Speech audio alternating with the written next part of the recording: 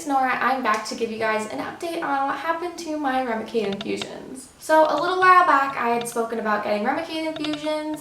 I don't know if I had said I'd gotten 3 at an infusion center per protocol of my doctor's office, but that was what happened, and then I switched to this home health company, which I'm not going to name because I'm not out here to attack them. I just wanted to share my experience as to why this home health company did not work for me and how I ended up actually switching back to an infusion center. In May of last year, I started my infusions. I get my infusions every 8 weeks. I had gone the first 3, like I said. I had to, by protocol, go to an infusion center. I had no problems with them. I had no symptoms after them.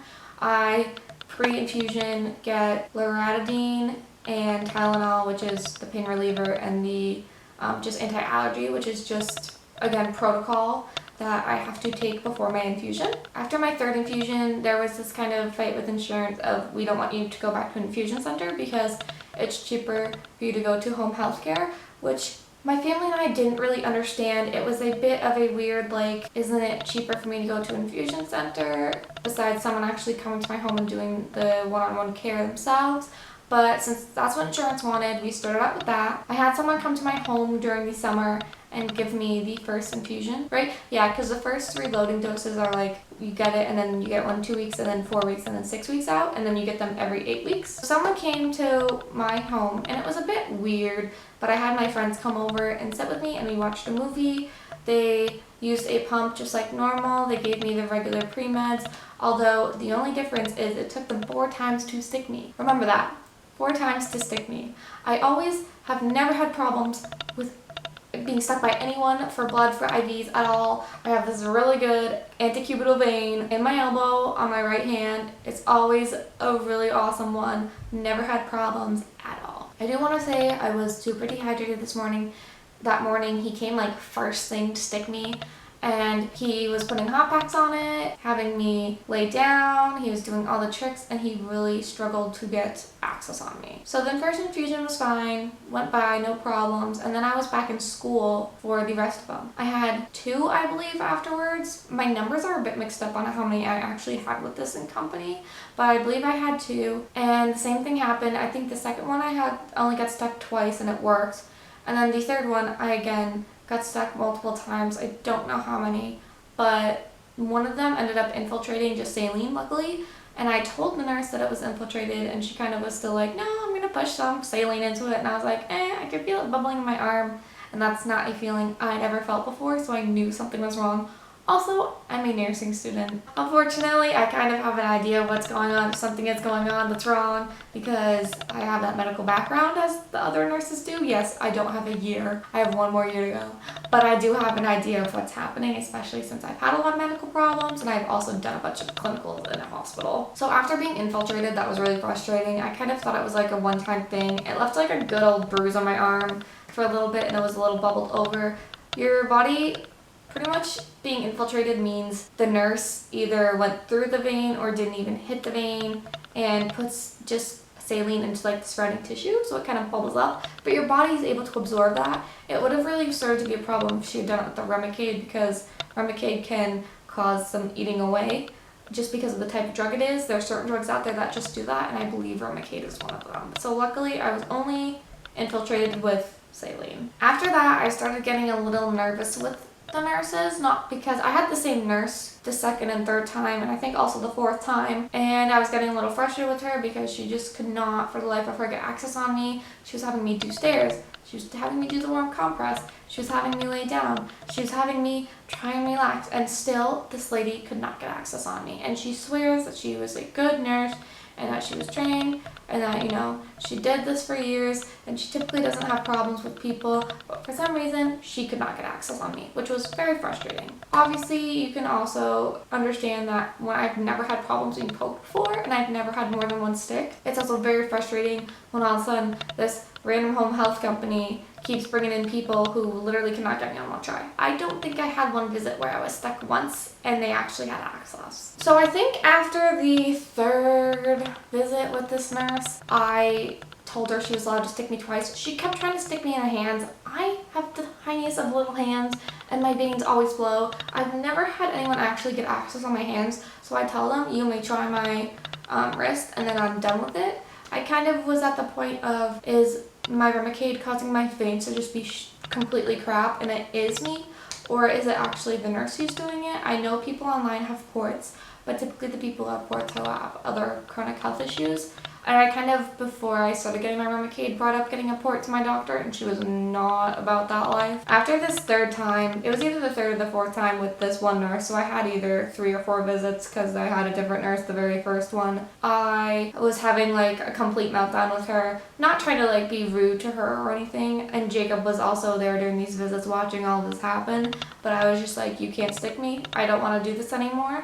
I don't want to deal with your company. She also had mentioned to me that the company wanted to get rid of the pumps. So how these infusions work is I get my medications the day before. I'm supposed to store them. I also get the pump the day before, and then obviously the medications are all used up and I have a bunch of extra supplies from them. And then the day after the infusion, I return the pump. It's like a rental kind of thing, but I don't have to pay for it. You just literally bring it to the post office and they take care of it. So this nurse had mentioned to me that they were no longer doing pumps. I'm not about that life. I know that from my GI's office that there is a very strict protocol on how you are supposed to titrate up or increase the dosage of Remicade over the 3-hour period of getting the infusion, and I was not about to have it with someone just free dripping from a little tube and counting how many drips, because that's how nurses do it. When you don't have a pump and you do a Remicade infusion, you have to count the number of drips every minute, and then that's how you calculate your dose. And that's not safe to me. And I don't feel like that would be safe for anyone. I know what the protocol was, and I was not also having it with that. So at this point, after my nurse tried to stick me like 4 times, I was crying. I told her I was done with their company. It was nothing personal to her. She was like, I think I just make you nervous, but honestly, I think these people are not very well trained on hard sticks or at all, because I'm not a hard stick in reality. My infusion center that I go now to has not had one problem sticking me more than once. They've never stuck me more than once, actually. And they've always gotten access on the first try. So I'm clearly not a hard stick, but for some reason, these nurses at this company could not do it to me. Also, on the last one, she infiltrated me on one, and I told her she did. She could not push any saline into it. It was bubbling. I told her it was. She claimed it wasn't. I asked her to pull the IV out because it hurt more than I've ever had an IV hurt. I was just very uncomfortable with it, and she was like, no, it's fine. And I was like, I'm not letting you hook up my Remicade and completely just pushing it all into my arm. That's not okay with me. I am just very cautious, and I don't want Remicade going into my surrounding tissue. I knew I was infiltrated, so she pulled the IV, and she very much was like, oh, you know, like giving me a long talk of I didn't infiltrate you, like I'd tell you if I infiltrated you, I've done this long enough, blah blah blah. I wanted to be like, I don't want to hear it. I don't want to hear it from any home health nurses. If you're gonna infiltrate me, just pull it out and admit that you did it.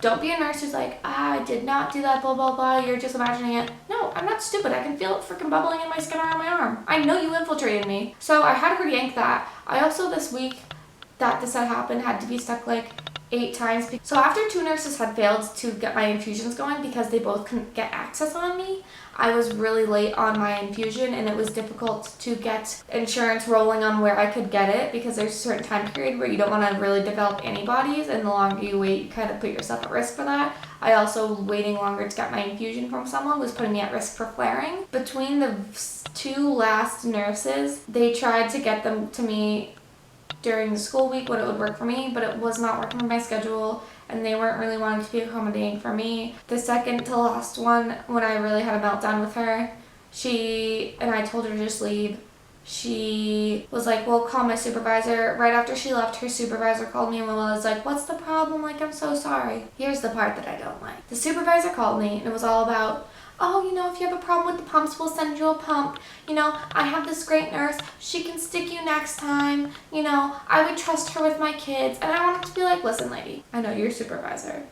The way you just promoted sending a pump to me, and the way you just promoted this other lady, tells me that this is all a business for you. This supervisor was clearly not in the home health care industry to be caring for the patient. It was clearly all about a business of, oh, if you want a pump, we can get you a pump. You know, this other nurse I trust on my life because she did not want to lose a patient and money. After all of this fiasco with this person and another person trying to come and stick me, I finally said, to hell with this home care company. I am done with them.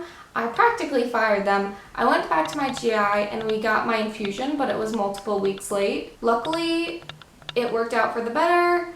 I no longer have to deal with them. Again, I'm not going to name names because maybe I just had a really terrible experience with them. In the end, we found out that the problem with the insurance company and me being at an infusion center was actually where the medication was coming from. So Remicade is like worth $12,000. And the insurance company wanted to send it from their specialty pharmacy and not have the hospital that I go to make it. And once they got that approved, they were completely fine with me going to an infusion center. So that was kind of like the weird little mix-up of them being stingy and not wanting to approve me to have infusions at an infusion center. But at this point, I still get them every 8 weeks. I am only stuck once instead of with this home health care company, and they're going pretty well. Again, I have no side effects from them, and they've kept my colitis through bay.